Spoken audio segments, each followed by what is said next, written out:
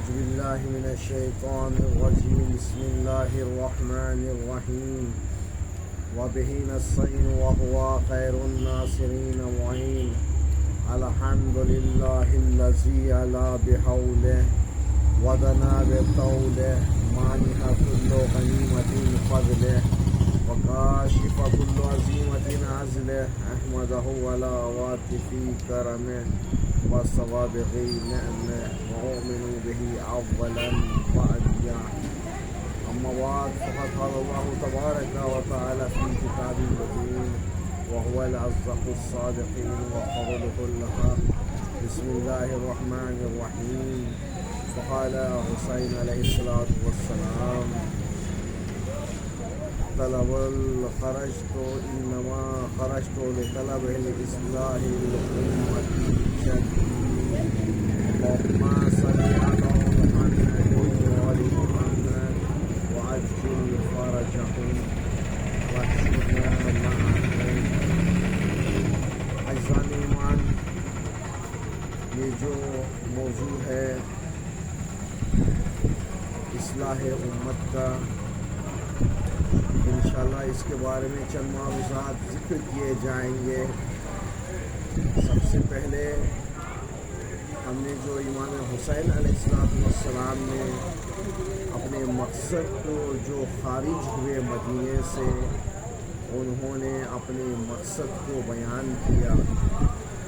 اس مقصد کو بیان کرنے سے پہلے میں چاہتا ہوں کہ رسول اللہ کے زمانے کی حالات زندگی کا جائزہ لیں، تاکہ ہم یہ جان سکیں کہ جب رسول کی زندگی میں کیا کیا ہوا. اس کے ذریعے سے ہم حسین علیہ السلام کے مقاصد کو بیان کر سکتے ہیں. رسول کا زمانہ ایک ایسا زمانہ تھا جو جاہلیت عرب کا زمانہ تھا، جہاں لوگ اپنی ہی بچیوں کو زندہ درگور کیا جاتا تھا، جہاں شراب خوری عام تھی، جہاں زنا عام تھا، جہاں پر جھوٹ بولنا عام تھا، غیبت کرنا عام تھا، برائیوں کے دلدل میں پھنسے ہوئے تھے. لیکن ایسی حالت میں اللہ نے رسول کو بھیجا تاکہ لوگوں کی ہدایت کر سکے. پیغمبر اکرم 40 سال تک یہ دعوت اسلام نہیں کیا، بلکہ اپنے عمل کے ذریعے سے پیغامات کو پہنچایا. 40 سال تک اپنا عمل اس طریقے سے کیا. لوگوں نے پیغمبر اکرم کو کہا کہ یہ صادق ہے، یہ امین ہے، یہ سچ بولنے والا ہے، ہم نے کبھی اس کی زبان سے جھوٹ سنا ہی نہیں، یہ امین ہے، یہ امانت دار ہے، اس نے اپنی امانت میں کبھی خیانت کیا ہی نہیں. صرف یہ 2 لقب 40 سال میں اپنے عمل کو اس طریقے سے کیا تو خود عرب والے یہ کہنے لگے کہ یہ امین ہے اور یہ صادق ہے. جیسے کہ ہم نے بتایا کہ شراب خوری عام تھی، زنا عام تھا، یہ ساری چیزیں جو ہیں اس طریقے سے پیغمبر اکرم کے زمانے میں تھی. اب پیغمبر اکرم کا دور گزرا، تقریباً یہ واقعہ کربلا کا، اور مدینہ جو چھوڑے حسین وہ 60 ہجری کو چھوڑے، 60 ہجری کو حسین چھوڑے. ان 60 سالوں میں جو رسول نے رسالت کیا، جو رسول نے سچ بولنا سکھایا، جو رسول نے امانت داری سکھائی، جو رسول نے نماز پڑھنے کا سلیقہ سکھایا، جو رسول نے روزے کے ارکان کو بتائے، یہ سب چیزیں یزید چاہتا تھا کہ رسول کی محنتوں کو پامال کر دیا جائے. لیکن حسین ابن علی نے کہا کہ اے یزید، میں تیرے ان مقاصد کو پامال کرنے کے لیے نہیں دوں گا، میں اپنی جان کو قربان کر دوں گا، لیکن یہ تیرے مقاصد ہیں، اس کو میں اس طریقے سے جو تیرے مقاصد ہیں اس کو پامال کر دوں گا، لیکن دین محمدی کو میں بچا کر ہی رہوں گا۔ اب ہم یہ جانیں کہ امام حسین علیہ السلام کے مقاصد ہیں، جو حسین علیہ السلام نے جس مقصد کو جب مدینے سے نکلے تو کس مقصد کو بیان کیا ہے۔ اس مقصد کو بیان کیا ہے کہ آپ اپنے بھائی محمد حنفیہ کو خط میں لکھتے ہیں اور یہ کہتے ہیں کہ اے میرے بھائی، میں تمہیں مدینہ میں نمائندہ بناتا ہوں۔ اور جو آج یہ اعتراض کرتے ہیں، جو مرجعیت کے خلاف بولتے ہیں کہ ہم امام مہدی کو ڈائریکٹ مانیں گے، ایسا نہیں ہے، مرجعیت کو ماننا ہوگا، اس لیے کہ جب حسین خود نکلے تو اپنے نائب کو بنا کر نکلے، لہٰذا انسان چاہیے کہ جو ہے مرجعیت کو مانے، اور جو مرجعیت کو نہیں مانتا وہ امام کو بھی نہیں مانتا ہے۔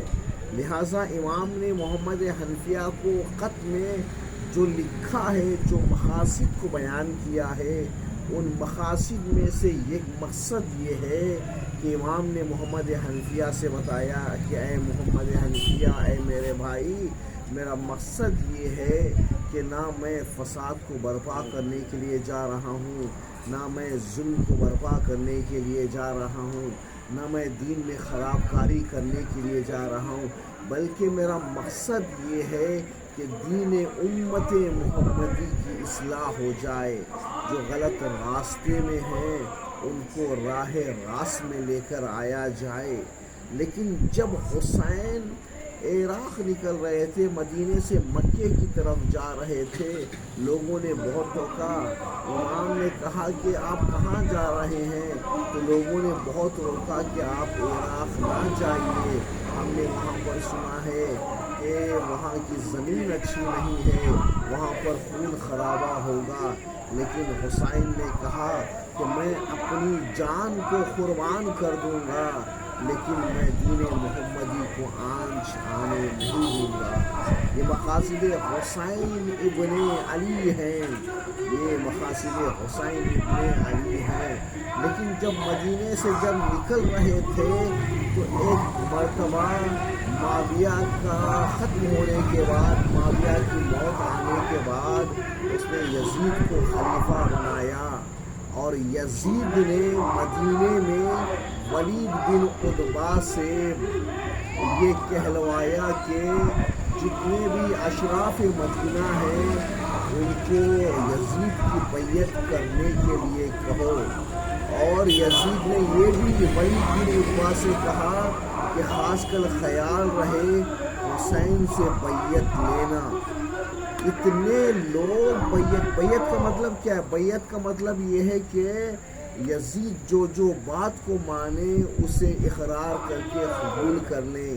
اگر وہ شراب پینے کے لیے عام کریں تو اسے بات کو مانا جائے، اگر وہ زنا کرنے کے لیے کہیں تو اس بات کو مانا جائے، لیکن یہ امام دیکھ کر خاموش نہیں ہوتا، یہ امام دیکھ کر خاموش نہیں ہوتا۔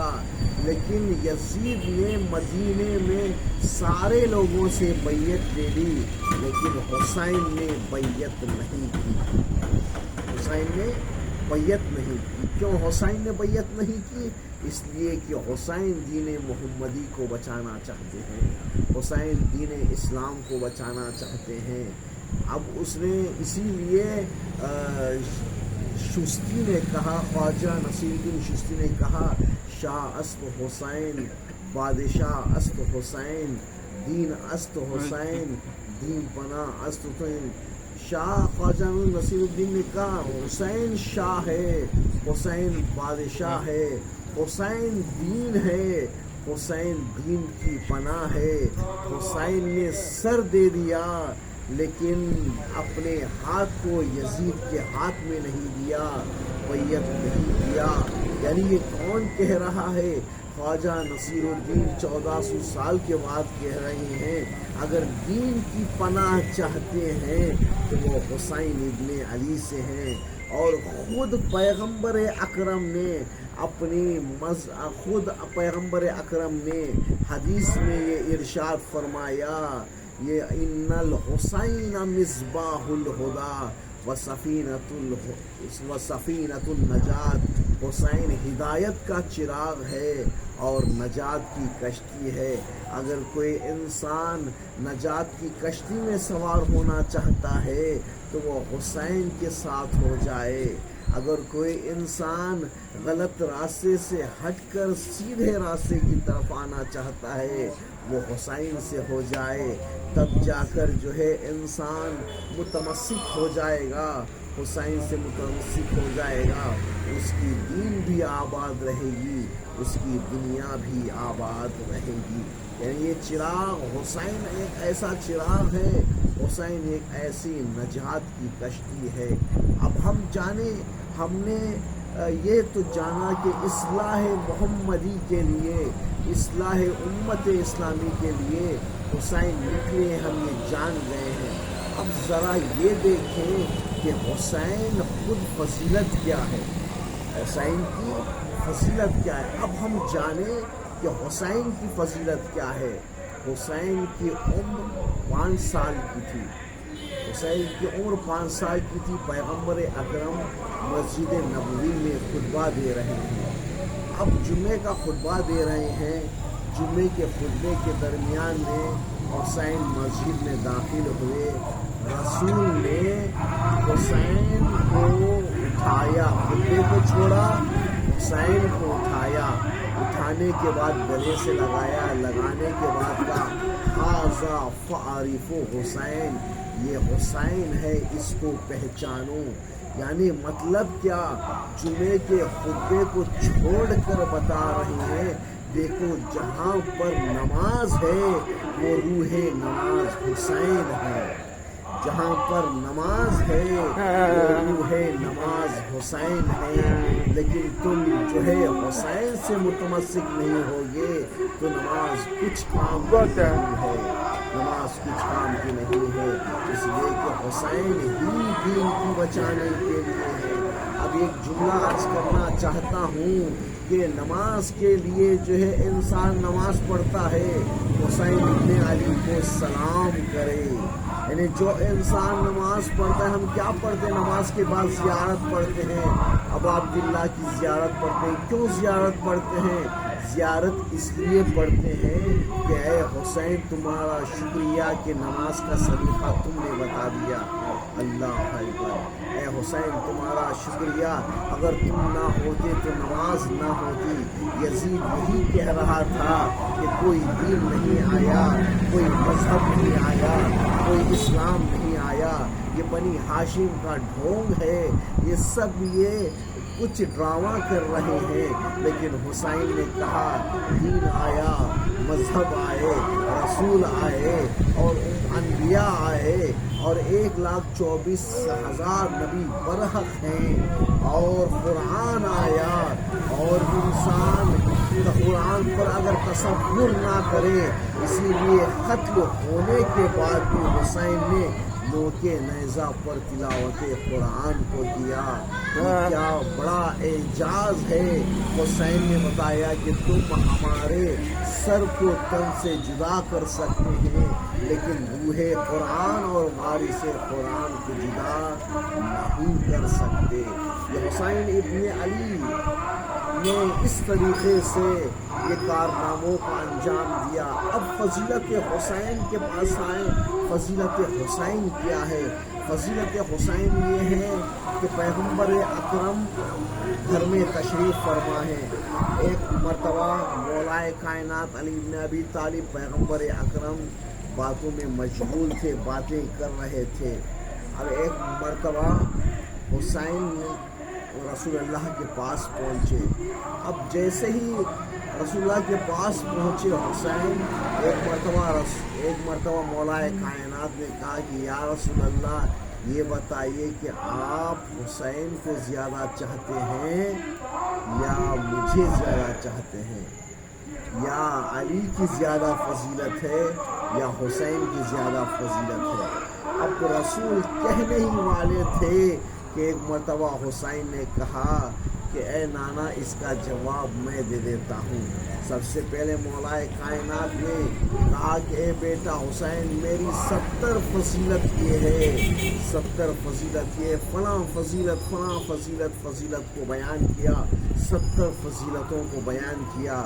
اب ایک مرتبہ حسین نے کہا کہ اے بابا جان یہ 70 فضیلتیں آپ کی ہیں، لیکن میری ایک ایسی فضیلت ہے جو آپ کی بھی نہیں ہے۔ کہا کہ بیٹا بتاؤ وہ کون سی فضیلت ہے جو میری نہیں ہے؟ تو ایک مرتبہ حسین نے کہا کہ اے بابا میری سب سے بڑی فضیلت یہ ہے کہ آپ میرے باپ ہیں، میری ماں فاطمہ ہے۔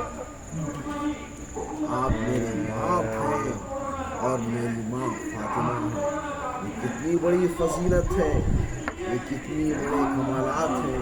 یہ حسین ابن علی کی فضیلت ہے، یہ حسین ابن علی کا کمال ہے۔ صرف اتنی ہی نہیں فضیلت امام حسین علیہ السلام، اتنی ہی نہیں، اگر فضیلت حسین کو جاننا چاہتے ہیں تو وہ غربا سے بھی، غریب لوگوں سے بھی بہت زیادہ چاہتے تھے، غریب لوگوں کی بھی مدد کرتے تھے۔ ایک مرتبہ امام حسین علیہ السلام کو غریب طبقہ، فقیر طبقہ وہ آنے کے بعد کہا کہ اے مولا، اے آقا حسین ہماری دعوت کو قبول کیجیے گا، ہم آپ کو کچھ کھلانا چاہتے ہیں، ہم آپ کو غذا دینا چاہتے ہیں، آپ ہماری دعوت کو قبول کیے آئیے۔ تو امام حسین غریبوں کے گھر گئے، جانے کے بعد جو ہے جو کچھ غریبوں کے پاس تھا انہوں نے کھلایا، لیکن وہ یہ نہیں جانتے تھے کہ یہ آقا حسین ہیں۔ لیکن جیسے ہی ایک مرتبہ انہوں نے کھلایا تو امام حسین نے کہا اچھا ٹھیک ہے، میں تو تمہارے گھر آ گیا، میں تو کھا چکا ہوں، اب تم میرے گھر آ جاؤ۔ اب ایک مرتبہ کہا کہ ہاں ہم آپ کے گھر آ جائیں گے۔ ایک مرتبہ جا کر دیکھا کہ حسین نے دستر بچھایا ہے، اب ایک طویل دستر بچھایا، وہ نہیں جانتے تھے کہ یہ کس کا گھرانہ ہے۔ طویل دستر بچھایا، ہر قسم کی غذا تھی، ہر چیز میں غذا موجود تھی۔ کہا کہ اے آقا یہ بتائیے کہ آپ کون ہیں؟ ایک مرتبہ حسین نے کہا میں علی کا بیٹا حسین ابن علی ہوں، جو میں تمہاری دعوت کو لبیک تو کہا، اب میری دعوت کو بھی تم لبیک کر رہے ہو۔ یہ حسین ابن علی کی عظمت ہے، بے انتہا عظمت حسین ابن علی کی ہے۔ اسی طریقے سے آپ کا سلسلے سے ایک واقعہ ملتا ہے، اسی واقعے کے ذریعے سے میں اپنی بات کو بھی تمام کروں گا۔ ایک غلام کو آپ نے کہا کہ یہ روٹی ہے لے کر گھر کے باہر جاؤ، کچھ کام گھر میں رہ گیا ہے میں اسے نپٹا کر آتا ہوں۔ ایک مرتبہ وہ باہر گیا، جو روٹی حسین نے لی تھی اس کے ہاتھ سے چھوٹ گئی۔ اب ایک مرتبہ اس نے زمین میں پڑی اور اس نے زمین سے روٹی کو اٹھایا اور اس کو پاک کیا، جھٹکا، اس کے بعد جو آنکھوں کو لگا کر اس نے روٹی کو کھا لیا۔ اب ایک مرتبہ حسین گھر کے کام ہو کر فارغ ہوئے اور واپس آ کر دیکھا تو اس سے بتایا کہ بتاؤ روٹی کہاں ہے جو میں نے تمہیں دی؟ اس نے کہا کہ اے مولا، کہ اے آقا وہ روٹی زمین میں گر گئی تھی میرے ہاتھ سے چھوٹ کر اور میں نے اسے جھٹک کر پاک کر کے کھا لیا ہے۔ تو ایک مرتبہ امام حسین نے کہا کہ اے شخص دیکھ میرے نانا کی حدیث میں یاد آ گئی، اگر کوئی انسان کھانے کا ایک دانہ بھی، چاول کا ایک دانہ بھی اگر کوئی زمین میں گرا دیتا ہے اور گرانے کے بعد کھا لیتا ہے تو اللہ اسے جہنم کی آگ سے آزاد کر دیتا ہے، اسے جہنم کی آگ سے آزاد کر دیتا ہے۔ اور حسین نے کہا کہ جا میں نے تجھے آزاد کیا، جا میں نے تجھے آزاد کیا۔ عزیزان ایمان، یہ حسین ابن علی کے کمالات ہیں، یہ حسین ابن علی کی فضیلتیں ہیں۔ جتنی فضیلت بیان کی جائے حسین ابن علی کی فضیلت ہے، جہاں پر حسین کی فضیلت ہے وہیں پر کمالات ہیں۔ ایک مرتبہ دیکھا کہ رسول گھر پر تشریف فرما ہے اور حسین باہر سے دوڑتے ہوئے آئے، ٹھوکر لگی تو گرے، تو ایک مرتبہ حسین کو رسول اللہ نے اٹھایا، رسول اللہ نے حسین کو اٹھایا، پیروں پر ٹھوکر لگی تھی صاف کیا اور پیروں کو دبانے لگے، اب ایک مرتبہ اور چہرے کو صاف کیا، بیٹا کیا بات ہے؟ کہا نہیں نانا، صرف تو یہ ٹھوکر لگی ہے، کچھ بات نہیں ہے۔ اے بیٹا تم اگر تمہیں تکلیف ہوتی ہے، اللہ، اے بیٹا حسین اگر تمہیں تکلیف ہوتی ہے تو مجھے بھی تکلیف ہوتی ہے۔ اللہ اکبر، جو رسول اپنے حسین کو زیادہ چاہتا ہے، جو رسول اپنے حسین کو زیادہ چاہتا ہے، وہ کیسے کربلا کے میدان میں 3 دن کا بھوکا اور پیاسا وہ حسین کو کیسے کربلا میں 3 دن کا بھوکا پیاسا دیکھے۔ میں آئیے حسین کی ولادت کا یہ قصہ سناتا ہوں۔ حسین جب پیدا ہوئے نا، حسین جب پیدا ہوئے، رسول اکرم فاطمہ زہرا کے گھر میں آئے، آنے کے بعد فاطمہ سے کہا بیٹی ذرا حسین کو لے آنا، آغوش میں دیا۔ ایک مرتبہ رسول نے مسکرایا، اب مسکراتے دیکھ کر فاطمہ زہرا خاموش ہو گئی۔ اب کچھ دیر دیکھا کہ کچھ دیر کے بعد رسول گریا کر رہے ہیں، رسول رو رہے ہیں، گریا کر رہے ہیں۔ ایک مرتبہ فاطمہ نے کہا کہ اے بابا ابھی تو آپ مسکرا رہے تھے، ابھی آپ گریا کر رہے ہیں۔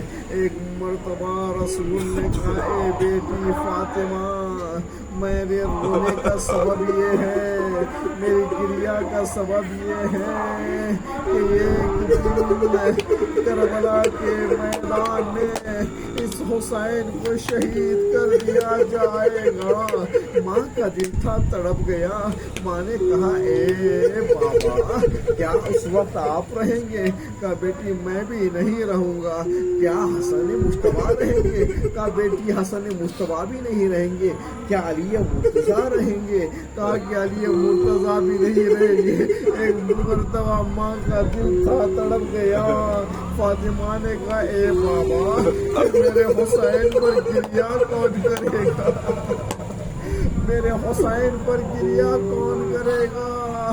تو ایک مرتبہ رسول نے کہا اے فاطمہ اللہ یہ خوف کو پیدا کرے گا جس کے بوڑھے حسین کے بوڑھوں پر گریا کریں گے، جس کے بزرگ حسین کے بزرگوں پر گریا کریں گے، جس کے بچے حسین کے بچوں پر گریا کریں گے، جس کے جوان حسین کے جوان پر گریا کریں گے۔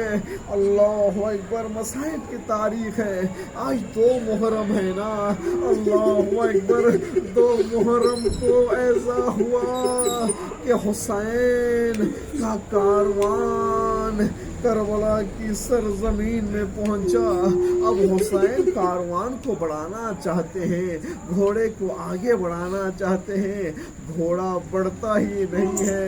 ایک مرتبہ اس گھوڑے کو بدلا، دوسرے گھوڑے کو لے کر آئے، کہا کہ دوسرے گھوڑے کو شاید یہ بڑھ جائے تو وہ گھوڑا بھی بڑھتا نہیں ہے۔ ایک مرتبہ کاروان بڑھا ہی نہیں ہے۔ ایک مرتبہ حسین نے کہا یہاں کے رؤسا کو بلایا جائے، یہاں کے ضعیف انسانوں کو بلایا جائے۔ کہا کہ ایک مرتبہ ان سے پوچھا کہ اے رؤسا، اے ضعیف انسان، یہ بتا کہ اس زمین کا نام کیا ہے؟ تو بتایا گیا شط فرات بھی کہتے ہیں اس زمین کو۔ ایک مرتبہ حسین نے کہا کیا اس زمین کا دوسرا نام ہے؟ تو کہا اس زمین کو نینوا بھی کہتے ہیں۔ ایک مرتبہ کہا کہ اس زمین کا کوئی اور بھی نام ہے؟ تو ایک مرتبہ ضعیف انسان نے کہا اس زمین کو کربلا بھی کہتے ہیں۔ اب کربلا کا نام آیا تو حسین نے کہا اے بہن زینب ہماری یہی جگہ ہے، یہاں پر میں شہید ہوں گا، فرات پر عباس شہید ہوں گے، علی اکبر کی وہ جگہ ہے عباس کی وہ جگہ ہے، قاسم کی وہ جگہ ہے، سارے شہداء کے قبروں کو بتاتے گئے، یہ لاشوں کو بتاتے گئے یہاں سب بنی ہاشم دفن ہوں گے۔ اللہ اکبر۔ اس سرزمین کو آخری جملات ہیں۔ اس سرزمین میں ایک مرتبہ دیکھا کہ کچھ دیر کے بعد کسی بیوی پشت خیمہ سے کسی بیوی کے رونے کی آواز آ رہی ہے۔ زینب گھبرا گئی، ایک مرتبہ حسین کے پاس آئی، آنے کے بعد کہا اے بھیا پشت خیمہ سے کسی بیوی کے رونے کی آواز آ رہی ہے۔ ایک مرتبہ حسین نے کہا اے بہن زینب اب جب آواز آئے، رونے کی آواز آئے تو مجھے بلانا۔ ایک مرتبہ کچھ دیر بعد پھر کسی بیوی کے رونے کی آواز آئی۔ ایک مرتبہ زینب حسین کے پاس پہنچتی ہیں، حسین کے خیمے میں آتی کہتی ہے اے بھیا پھر آواز آ رہی ہے۔ ایک مرتبہ زینب کے خیمے میں پہنچ کر دیکھتے ہیں، کیا دیکھا؟ زینب سے حسین نے کہا یہ کوئی اور نہیں ہے، یہ میری ماں فاطمہ ہے۔ جب سے میں مدینے سے نکلا ہوں کربلا کی زمین میں اپنے بالوں سے سرزمین کربلا کو جھاڑ رہی ہے اور کہہ رہی ہے اے اللہ یہ میرا حسین ہے جسے میں نے چکیاں پیس کر پالا۔